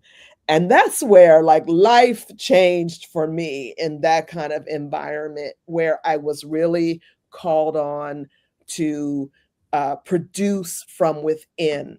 And I moved to New York very early. I knew when I got home to Philadelphia, I had a couple boxes from college, and I worked with Norman Walker at Adelphi University, very like stringent environment. And I knew that I was coming right back to New York when I graduated. So I never unpacked my boxes. I just took a magic marker and like put my friend's address in New York and shipped I was like 3 boxes and a suitcase and $350. I paid for rent, and I moved right to New York because I wanted to study. I think I was thinking about being on stage, but I was still thinking about studying. And when you asked Nelson, about advice and things like that, Right. there's a distinct difference in my world between doing the thing and studying the thing. So Right. if you say, I want to be a dancer, I want to be a singer, I want to be a writer, that means every day you are at some place in your day dedicated to the study of that thing, whether it means reading someone else's work, writing your own work, Mhm. um, looking at something online, going to the library, going to see a movie that's not available on streaming. Every day you're doing the studying work. And I was I still am very studious. I don't have a copy of it, but I wrote a chapter in a book that just came out, or I don't have a copy here in my office. It's the Oxford Handbook of Black Dance Studies. And if you're familiar with the Oxford Handbooks, they're like 800 pages uh, thick. And I have a chapter in there. And I started writing the chapter in 2020. COVID kind of put a lot of projects on pause. Right. Then I was asked to rework it and make it longer. And then editor gives you comments and suggestions. I had photos, I had to get the permissions.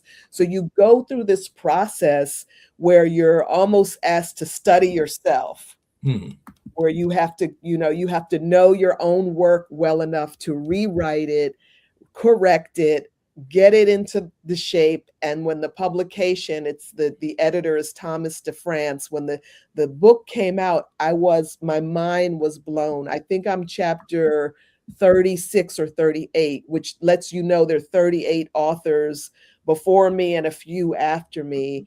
And to see my work in the context of all of those great, brilliant Black minds is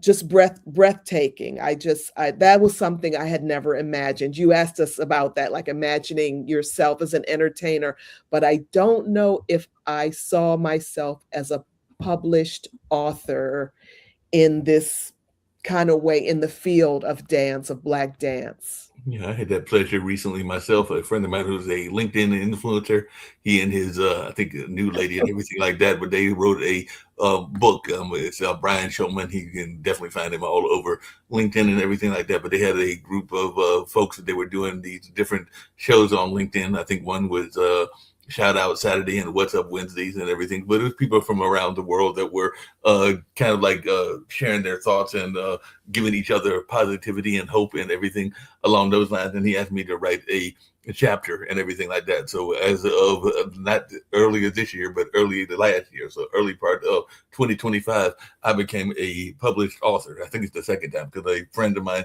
that I interviewed him, Van Dorn Hennon, who's a local artist and everything like that, well, a state artist, because I think he's down in Winston-Salem and everything in that space. He published one of my interviews of him. So that technically I'm an author of that as well. But this was a chapter that I wrote myself. I think it was me and maybe 20 or 25 other authors as well. It might have even been more than that, but I was the chapter. In my chapter you would actually enjoy, because it was I am very close to my own family, but I was talking about the soul family and how we sometimes have family members that aren't our birth families, but they can be equally important in our development and our life. So I wrote this essay, and I think I might have even mentioned Baba Chuck in that, about people that I consider to be part of my soul family. So that was what the chapter was about, with how our family isn't just our born family, but also the family that we identify with. Some people would call it our tribe.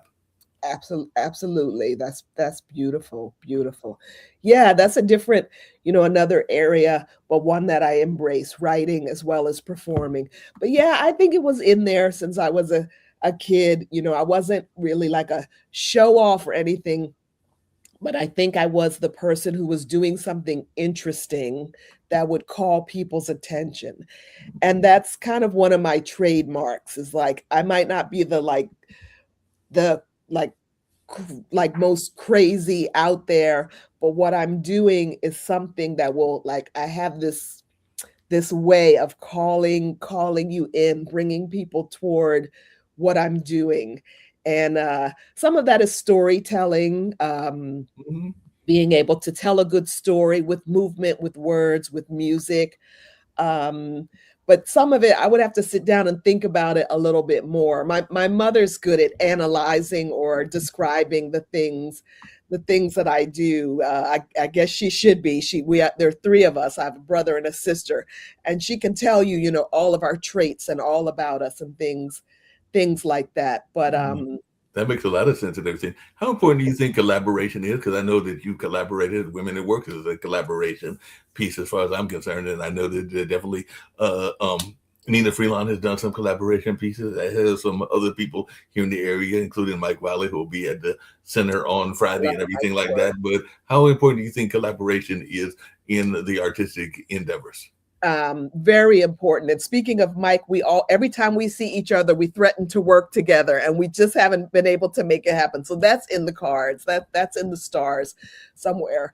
But in 2012, I created a work called The Amazing Adventures of Grace May B. Brown. And it's May, middle initial B, Brown, but it also Grace may be a brown-skinned girl. Right. And I collaborated with Shauna Tucker for the music on that.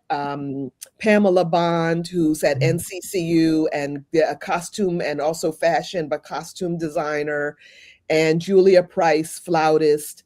And collaboration is really what expands us. It teaches you, it frees up some of the space. If we try to be too much and do too much, you only have so much capacity. And when you lean out of some of those things, it frees up capacity in another area or in the area you're working in. Another person on the Grace May B. Brown project was Heather Williams, author, writer. Her first name is Andrea Heather, and she wrote a book about enslaved people and the writings that helped them find their ancestors and family members during emancipation. Wow. And she's also a quilter, and her quilters tell stories, and the quilts were the background for my piece. We took pictures and used them as videos. So all of this color and the piecing together. In this piece, the opera that I'm doing, it's called The Magic of the Water. I'm collaborating with Atiba Rory, Atiba percussion, right. And his nephew Allende Lewis is playing on the piece. Michelle Grant Murray, my good friend, is the choreographer, and we did a writing retreat. We went to the beach and just wrote, and we used some writing prompts, and then we, looked at each other's writing, and that helped me create the libretto.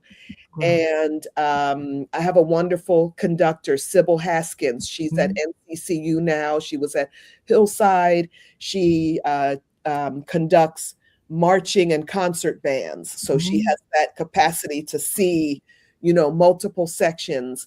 and I can't name everyone because I'll go wrong. You have Lauren just somebody, Lawrence, and that's Morgan always Burgess, and but having when all the people are in the room, I wouldn't say I'm overwhelmed because I believe in the power of what we do, Mhm. but it feels so mystical and so magical when all of us are in the room together. I'm also going to be working with United Strings of Color, right. 5 young high school recently graduated pre-professional professional string players, and they are magnificent. Oh, they were at the Hayti. They Yeah, yeah, did yeah. Women at Work. Well, once the soloist Sophia, and then I asked her about making the connection with their director Mhm. Margaret Partridge and the whole quintet. So we'll start rehearsing with the musicians in a couple of weeks. But it is just an amazing experience to be with all the people in the room doing what I could definitely not do by myself. So I encourage people to look for your peers. Mhm. You know, if you're don't be shy, ask people. Sometimes you'd be surprised that people are looking for other like-minded spirits to come along and want to be in their orbit. So Mhm. don't be shy about saying, hey, would you like to work together You can't sometime? be shy and everything like that because I'm a big fan of collaboration, not just because of the work at Hayti, but also my dad being a well-known artist, Jim Lee and everything like that, and a number of other people that I've been working with, and even mom having worked in the philanthropy field and everything like that. So I'm a big fan of collaboration. I will say that sometimes we also have to be cautious because sometimes people will try to hijack your dreams and everything like that. Not to, but so You that's you the got to only make thing sure that I you get have. the good people in. You really have to take that's a thing about, taking your time, knowing people, feeling that it's right. For sure, for sure. Right, You don't want that negativity in the room because it right, could just, be a downhill. That's one of the things I think about being older and maturing in the right. field is my judgment of character. It's not Mhm. always on spot, but it's much better than when I was younger. I mean, that's something that you develop. Maybe some people just always have it, but it was something that I think I'm learning to develop. And my value system, like what's important to me. It's important to me how people communicate. Right, It's important to me that people are listeners as right. well as contributors and talkers. It's important to me how people relate to each other when I'm Mhm. not looking or when I'm not involved, that they are good to each other. So things like that.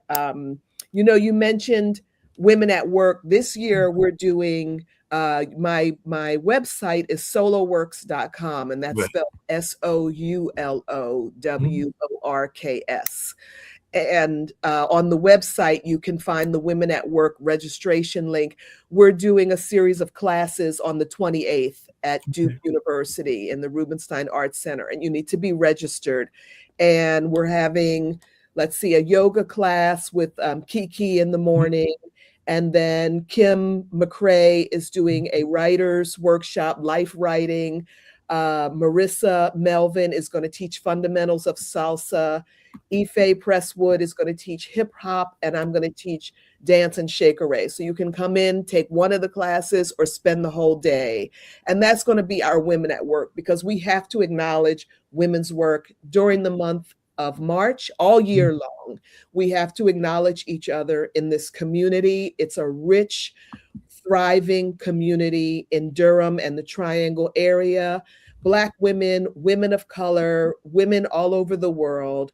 So, Women at Work, I didn't want to lose the momentum since we're not producing the showcase, but I wanted to keep that momentum. And I love being able to provide space or facilitate space for young performers, teachers, intergenerational, multi-generational, interdisciplinary work. Put us in the room together and something exciting is bound to happen. Yep, and hopefully it can come back to Hayti next year. I know we had a meeting yesterday at the center with some of the staff and everything like that, and it looks like it's going to be a effort to bring more arts and arts-driven projects into the center and everything like that. So I think there'll be a new form and stuff that'll be out there available later on this month and everything like that. So it does look like they're going to be trying to have a lot of collaborative works that will be Great. taking place including creating what will amount to almost like a cohort-like system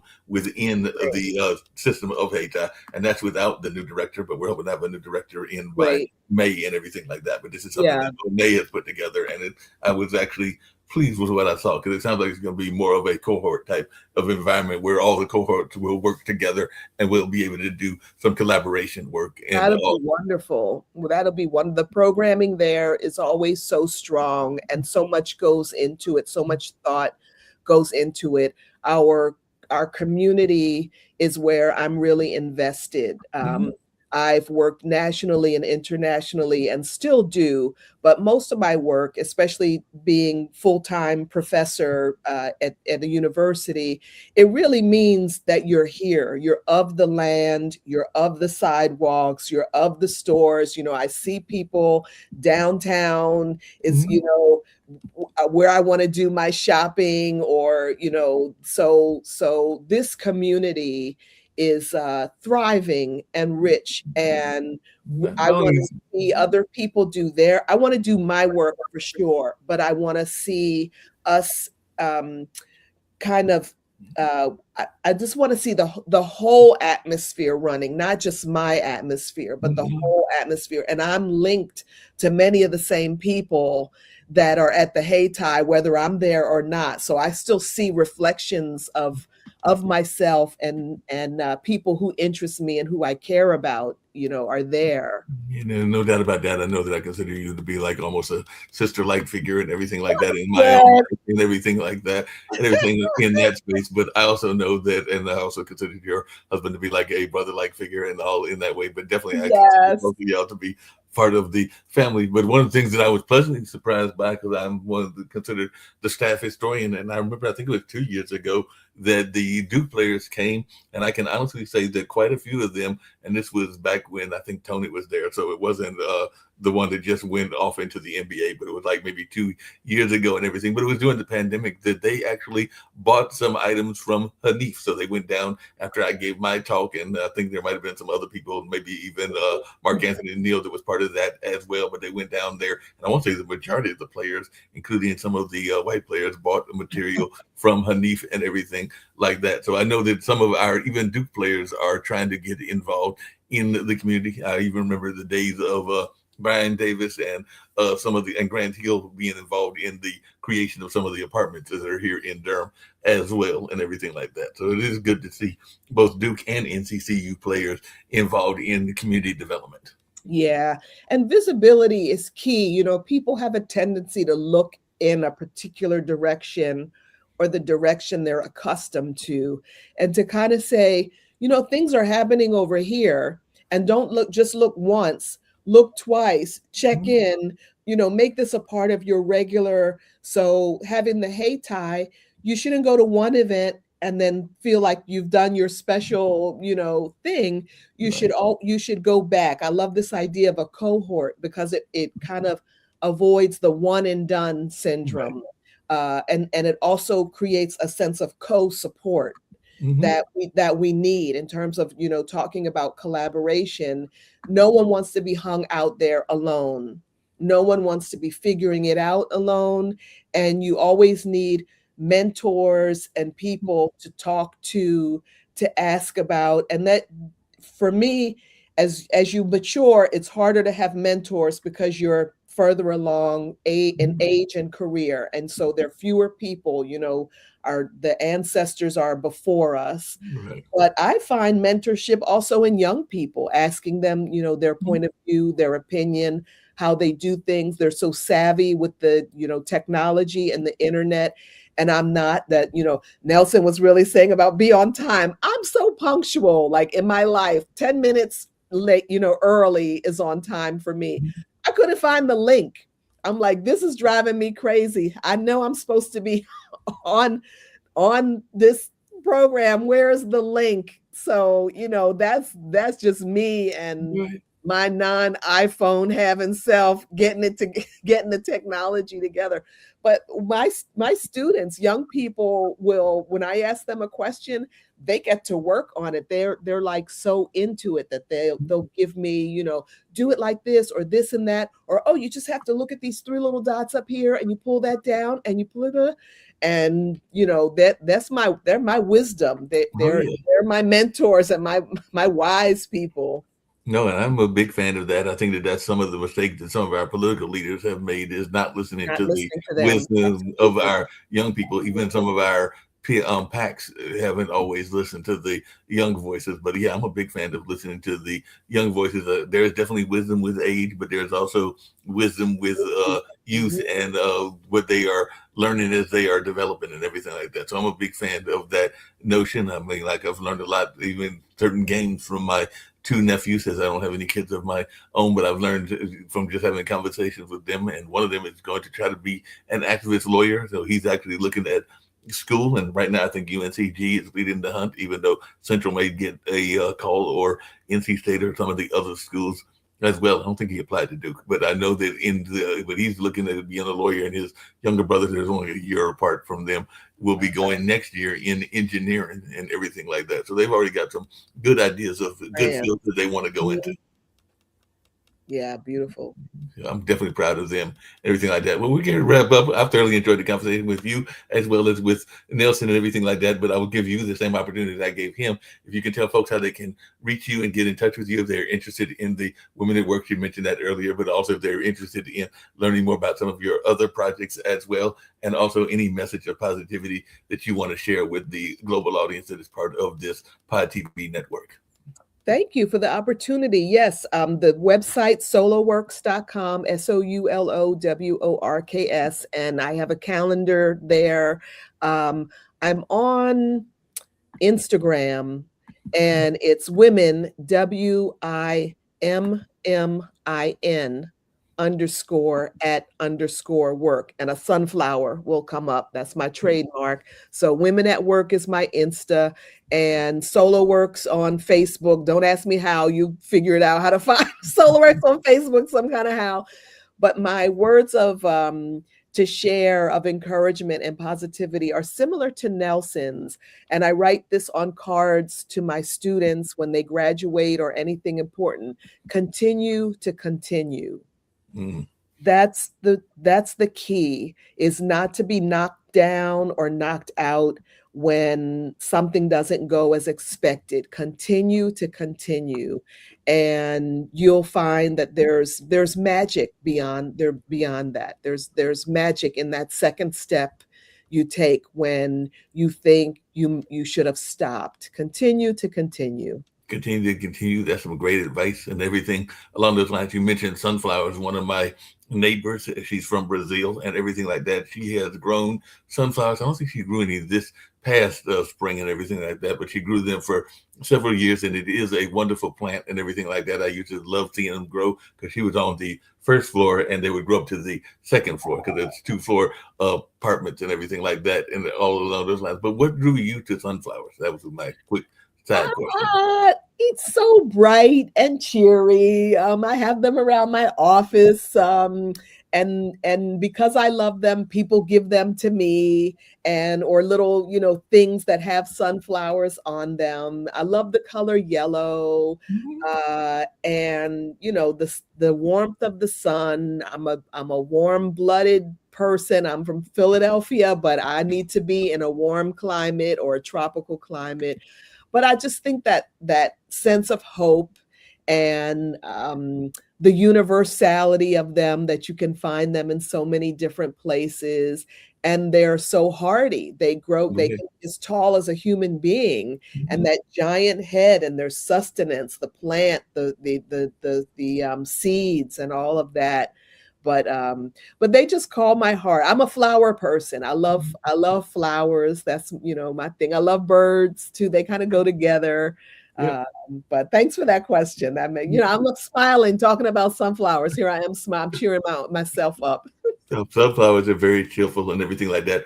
I always play at the end a commercial about the importance of the educators and all along those lines. Well, not all the time, but most of the time. And it talks about not just educators in the sense of being teachers like you or university professors, but also those that are support staff, whether that's the cafeteria worker, whether that's the janitor, whether that's the guidance counselor, and all along those lines. So before I play this commercial, which will be the thing to get us on out of here, what is your thoughts about the importance of education and education support?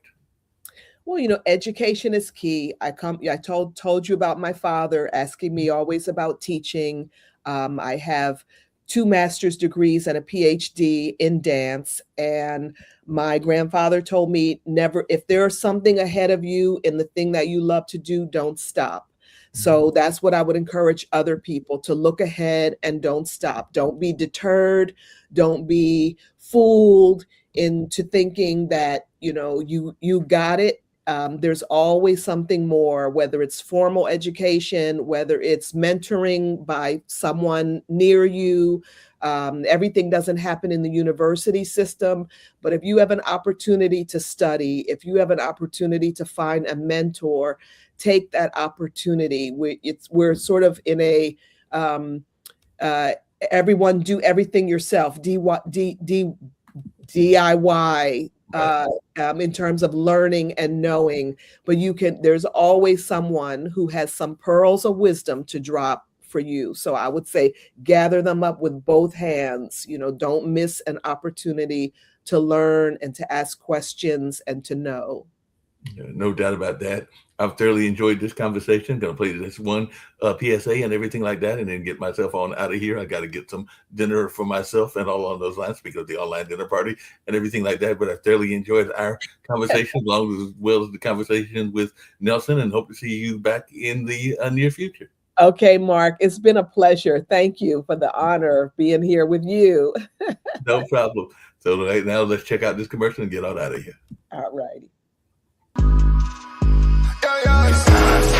I won't fold, I won't drop until we on top. Only going non-stop. I won't fold, I won't drop until we on top. Only going non-stop. I want to thank everyone for coming to the 2020 TAF Awards. This was a show like no other, people. This is the Grammys for dignitaries, educators, and support staff around the state of Oklahoma and worldwide. We cannot do this without the support of the people. So we thank you, I thank you for being such a dedicated supporter to this movement for the Teachers Appreciation Foundation. I thank you.